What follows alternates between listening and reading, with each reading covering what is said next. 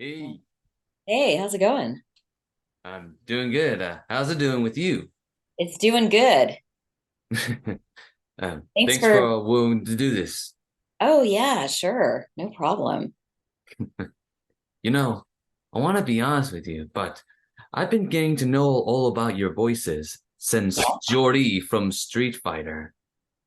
And Oh yeah. I mean, Jury came later, but yeah, I mean, Jury has been a wild ride, I'm definitely. I'm just letting you know that I got to know your voices since her, and since then I've been beginning to notice not only her, but you did all these characters from each anime and stuff that I'm beginning to know of. And it Yes, interests me to definitely. understand, Yeah. to know more about you. And that's Yeah. the reason why I'm doing this here. Woo. Cool. Yeah. Yeah, I know. I'm so grateful for all the characters that I got in anime when I first started because I had no idea that I would end up in anime first. I was doing a few games when I started, but then I sent my I think I sent my demo through an ad in Dramalog, which was a casting paper that existed. It's like Backstage West. But I sent my demo for my first anime job, and I booked it off of my demo. Actually, I booked an audition off of my demo, and I went in and auditioned, and I got cast. So that was a while back, but that's how I got into anime, and I had no experience with anime uh, beyond that. No experience with dubbing. So that's how I got in, way before Jury. I see that. Well, that's Yeah, very good to hear. But anyway, I have many questions I've been wanting to ask you. go for it. Tell me, how's it like being a voice actor in many animated projects and stuff? Well, I think it's amazing that I got into anime because when I was thinking about it, how did I get in? Because it originates from Japan. And the funny thing is I have relatives that from a long time ago, my dad and my grandfather lived in Japan for 9 years. And I always wondered, how did I start my career in anime? And it was really interesting that I have this whole history of living in Japan. And I actually went to Japan when I was 18 years old, but I had no idea that I would end up starting my career on projects that originated in Japan. So it's almost like that was meant to be, right? In a way, but I didn't plan it. Because when I got into voiceover, I didn't think, oh, I'm going to get on an anime show. So when I got into anime, I was very, very grateful to get a lot of work at the beginning of my career, and my voice was higher pitched. So I got they used my voice for lower pitched characters, but I got a lot of the younger characters too. But then as my voice as my career progressed, I started booking things that were lower pitched and I got into games. But what anime taught me was the skill of dubbing, of keeping things, of acting on cue, and also watching an animation and switching emotions very quickly, from line, and actually breaking down what it is to be in character, because that's what you do when you do dubbing, because it's line by line by line by line. And so there's a technique to it that's not always easy to act with, but it taught me that kind of discipline to hit my mark no matter what's going on, hit my mark with my emotions and my character, and carry that character through a whole session. uh, Using it requires a lot of focus. So I think anime was a great jumping off point for games and for animation and just for acting in general as a voiceover actor. It taught me a lot. Interesting. Yeah. Which leads me to the most important question. How did you get into voice acting? Well, I was always into creating characters when I was a kid. and I grew a lot of cartoon. I drew a lot of cartoons. And so as I got older, I kind of let that stuff go for a little bit when I was in my teens. But then when I went to college, I took a class that was an acting class, and all of a sudden I felt my heart open up. And I just went, I need to pursue acting again. And so I went and I auditioned at a college, UC Santa Barbara, and they had an acting program. And I went on stage without hardly any experience, and I auditioned and I got into the program in my sophomore year. So I was like, oh, I got in, but I haven't really been acting that much. But it was a very intense program. And they taught you voice, and they taught you character development, and they taught you movement on stage. And so all of those things made me become a better actor. And so when I got down to LA, I continued performing on stage and developing all these characters and doing improv classes. So then when voiceover came along, which was later in my career, I just kind of thought, I'm going to try this. I had done all this work in my acting, and I started booking things because I was a character actress and I didn't have to look like the part. So I just started booking stuff. And I kind of fell into it without knowing that's where I would be for a long time, but it felt really comfortable. I loved it right away, you know? And I think when you feel really comfortable and you feel like, oh, this feels like this is where I belong, then things start to line up. And that's what happened. Wow. So that's how you became a voice actress. Yes. Because of that experience. To be quite honest with you, I actually go through the same thing that you go with. Me drawing pictures when I was only like a little boy, but then by my Yeah. teen years, I grew out of it because of Yeah. me starting to know about the shows and stuff. To be quite honest with you, I never knew what anime was until that show, One Punch Man, appeared before me. And that show was the reason why I got into anime. And that's when I watched anime, and that's when I discovered all the voice actors, including Yeah. you, Jessica. Yeah.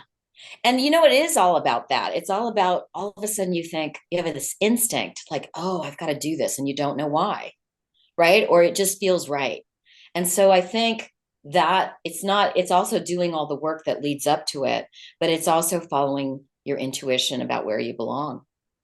And that right here is exactly what I'm doing right now, Good for following my you. instinct which is why I'm taking those voice classes right now on the mic Yes. training as a way for me to understand everything about voice acting so that way, when I'm done with the classes, I might plan a trip to California to meet with everybody, including you, All right. so that I can have a chance to see the voice acting sessions with my own eyes. Just like I've seen everything Yeah. with my own eyes for the last few years. So that's Yeah. all to it. Well, you know what I notice about your voice is it's very forward and very relaxed and resonant.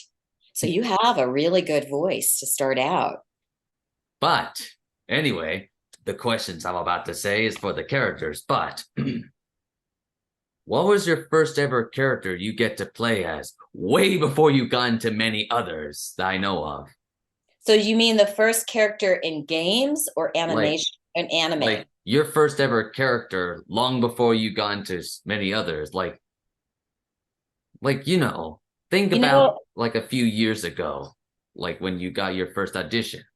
I think it was Amazon from Diablo 2.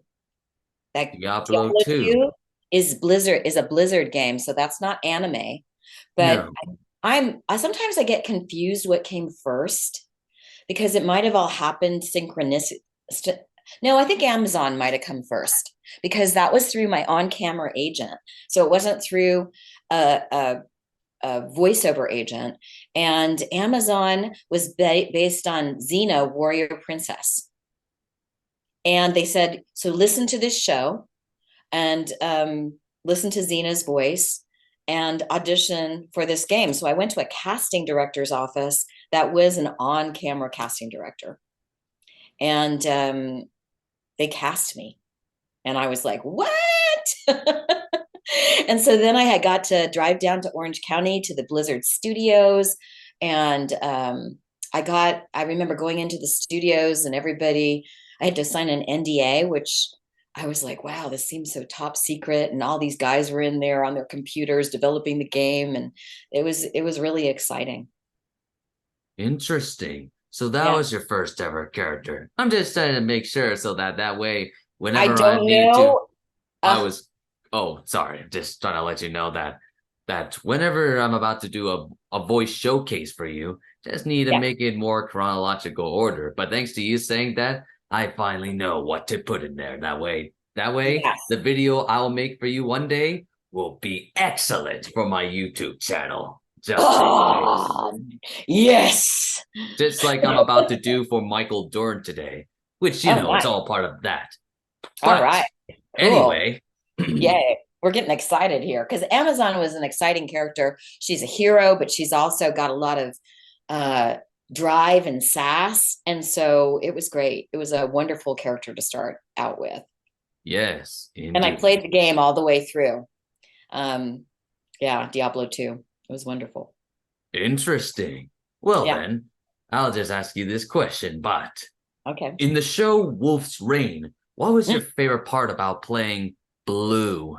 Oh, Blue. I always get chills every time I think about her because I think even today that series is so important.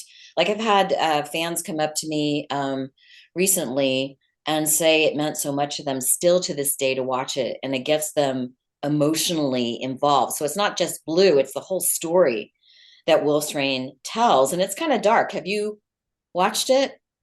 It's a kind of Yes, a, oh, you have? yes. Does it make I, you cry anytime? to be No? quite honest with you, when I see some anime, for example, some Yeah. anime just resents me to my old memories I've had years ago. Some Mm. that are sad, those are Mhm. depressing, and those that just understanding about life. And Yeah. and the Wolf's Rain, it was one of them that makes me reminds me of those resentments I've had. Yes. And, those are things that you can let go by watching an anime that talks about those things. Because when you acknowledge them, you can acknowledge emotions and realize, well, that's just an anime, but then you can go beyond it. But what did I love about Blue? So what I'm just talking about, it's a story, but it doesn't like the world kind of, we don't want to spoil it for anybody that hasn't seen the series, but it's a tough ending. But what I loved about that character is she had two sides, that she was a wolf and then she was a human being. And there was something really magical about her, because she could transform between an animal and then a human being and have this kind of wisdom and her that you don't necessarily have when someone's just a human. So I had to tap into kind of animal instincts when I was playing her. And it was really cool. I mean, I didn't do the dog growls and stuff like that, but Yeah, I didn't bark like a dog. But I kept in mind that she had the instincts of an animal inside of her, which actually was, I don't think I've had a character since then like that. And I loved combining that. I see. So Yeah. that's what's very good about playing the character. Because Yeah, all I know magic. is that Wolf's Rain, like you said, is like a very actual anime that will make you cry and stuff. Like, because it's what Yeah. most shows try to do all the time. So yeah, Well, that's yeah, the all more totally serious ones either cry or laugh or feel something human to make you realize something about life. I think that's a good story, yeah. right?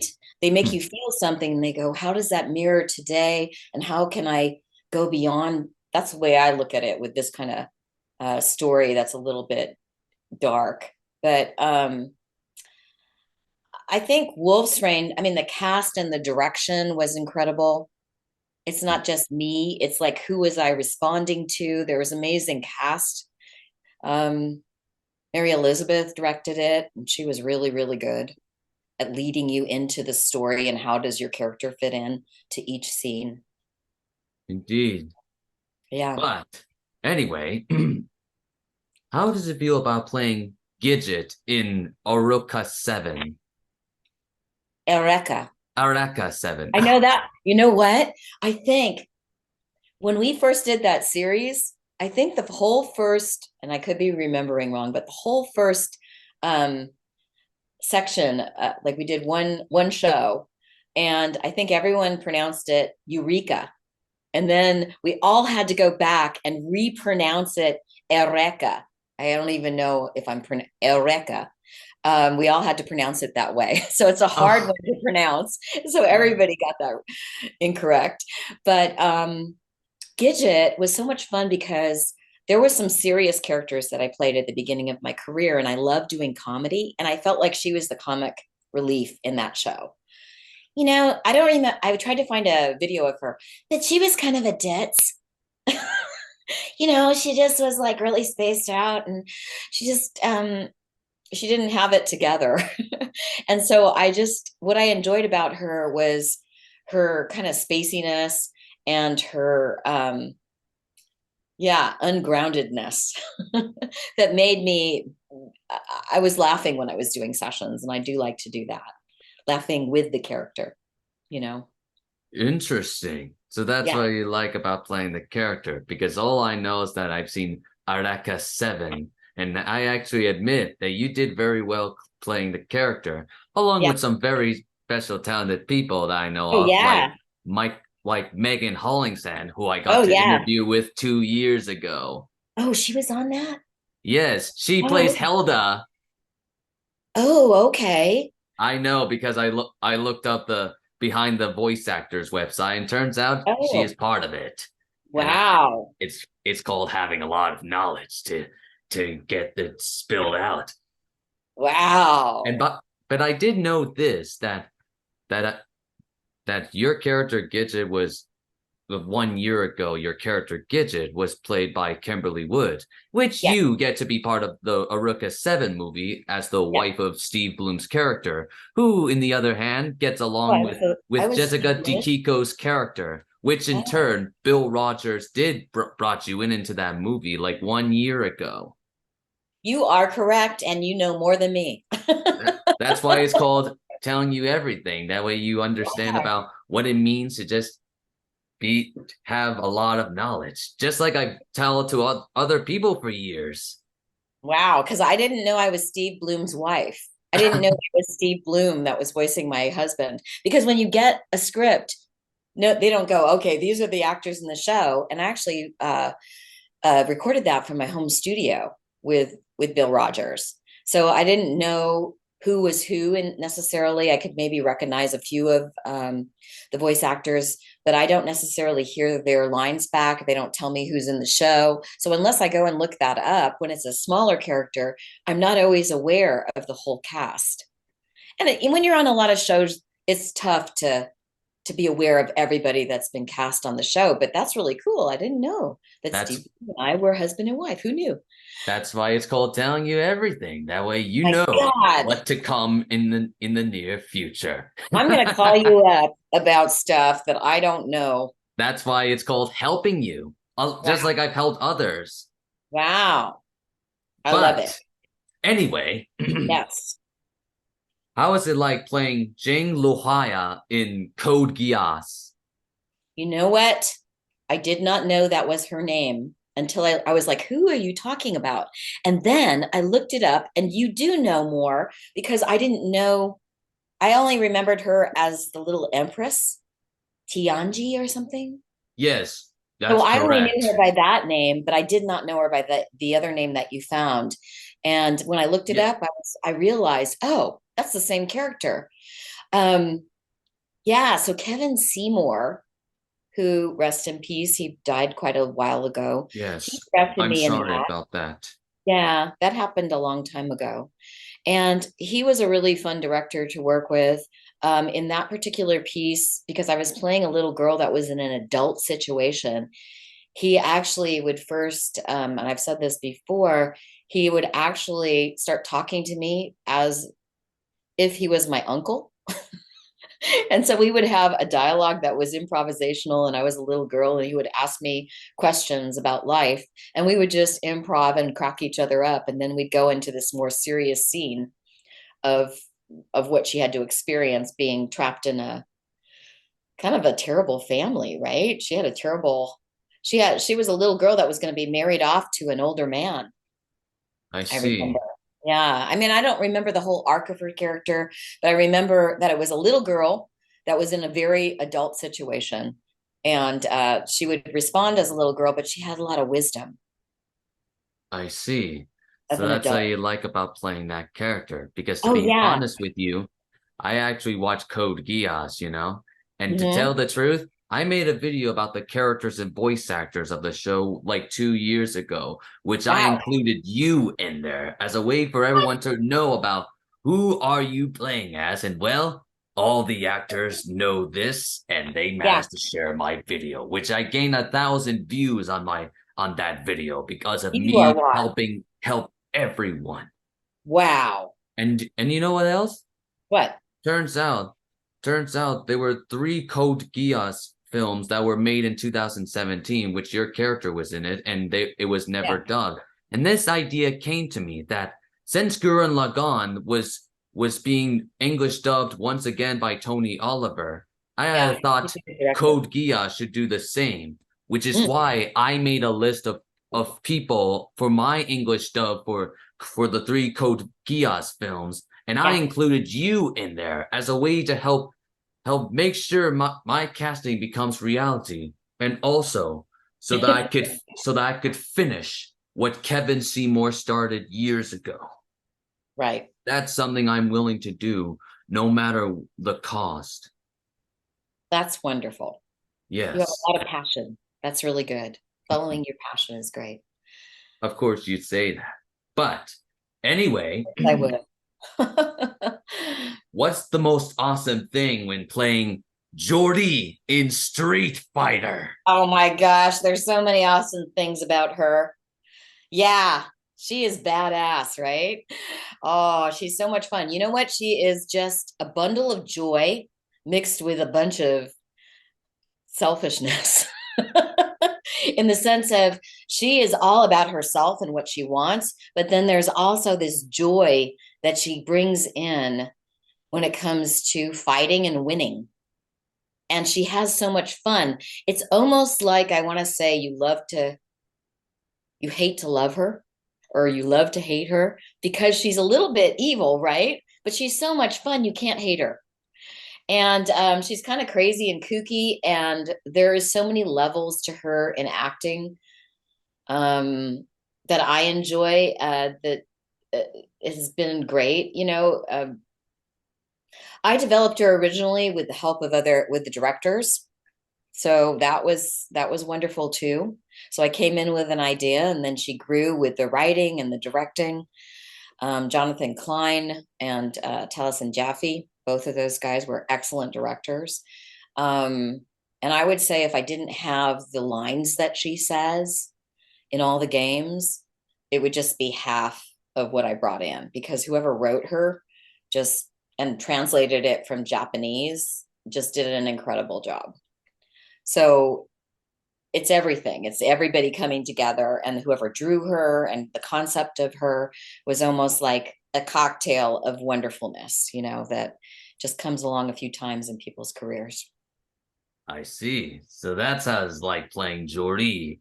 Because Yeah. all I know is that I've been playing Street Fighter and that Yeah. I played the sixth one recently. And not gonna lie, but you are the right choice to play Juri.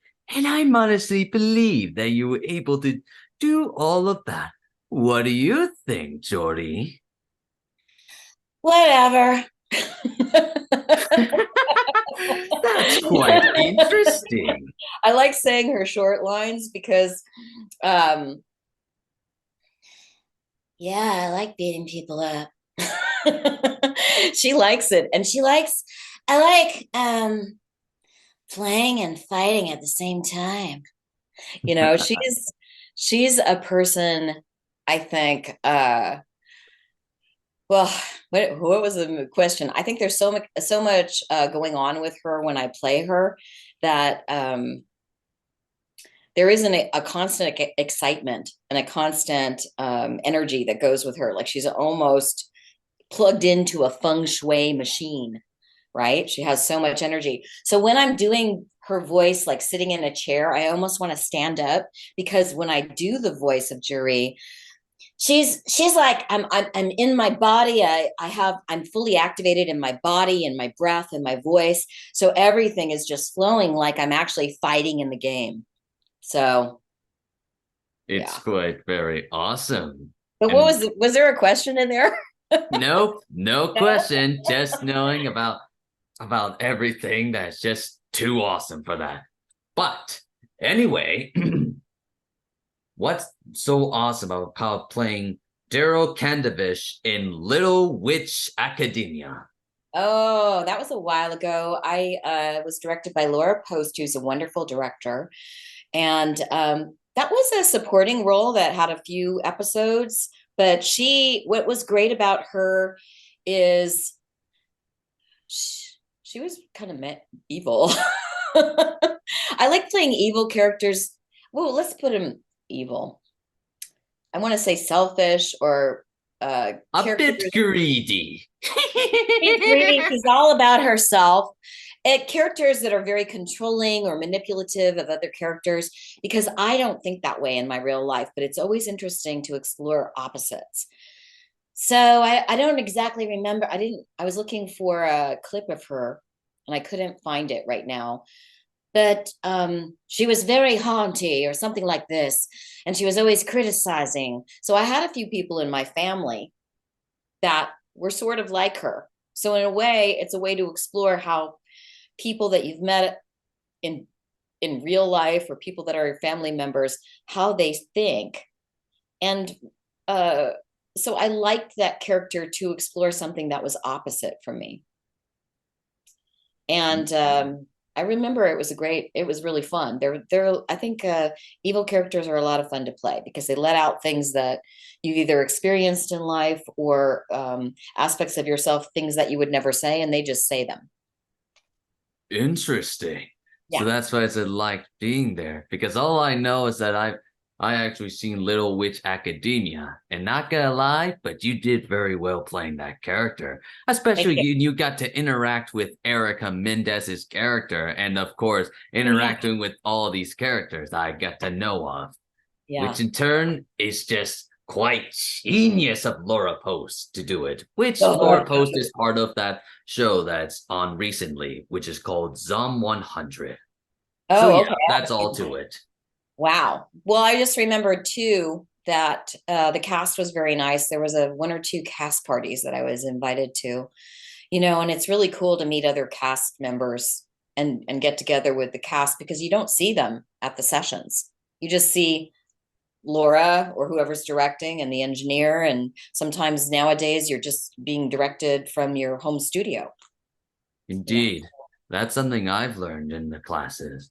So yeah, that's all Yeah, so real you don't get to fast. see everybody. So when you get to see people at parties or they get together outside of the series, and that's really fun. Of course. So yeah. But anyway, what's the biggest thing when you get to be part of Persona Okay. 4 as your two characters? You're bringing Like, out some stuff from a while back. yeah, Persona 4 was a great series, and I know it's a hugely popular series. So those were some what I really liked about Persona 4, and I don't remember if I got to play a multiple amount of characters, but I got to play two different characters, Hanako and Saki, right? And so they were opposites. And so as an actress, I like to play opposites because then you're like, it's a challenge, but it's also for me the most fun when you're using different aspects of your voice. So I think Saki, I tried to look her up too because it's been a while. She was a little bit more soft spoken, right? I don't remember exactly how she sounded, but I think it was more pitched up here and, you know, a little bit um, more reserved, whereas Hanako was more comedic. I hope it, Hanako was more comedic and she was big and loud. And I could go all over the place with her. So I loved being in that for acting reasons. That's what I loved about Persona 4. But also, I know that the series was hugely popular. And so it's just always a gift to be in a cast where the cast members are doing such a great job, and the writers are doing a wonderful job, and you're a part of something that is in the history of anime, you know, Indeed, it is and well very directed, and everything just is wonderful. So y- yeah, I love those characters. quite interesting since Yeah, I play the Persona games. But yeah. yeah. But last question. What is your favorite part about being in Castlevania as Lisa? Wow. You know, it's so funny. I didn't remember that character. But recently, somebody said, "Hey, for Halloween, we might do something on Streamily for Castlevania." And I was like, "Oh, yeah, I think I was on that game." And I had to look it up and find a video. And then I was remembering, oh, yeah, that might have been one of my first jobs at Zero Limit.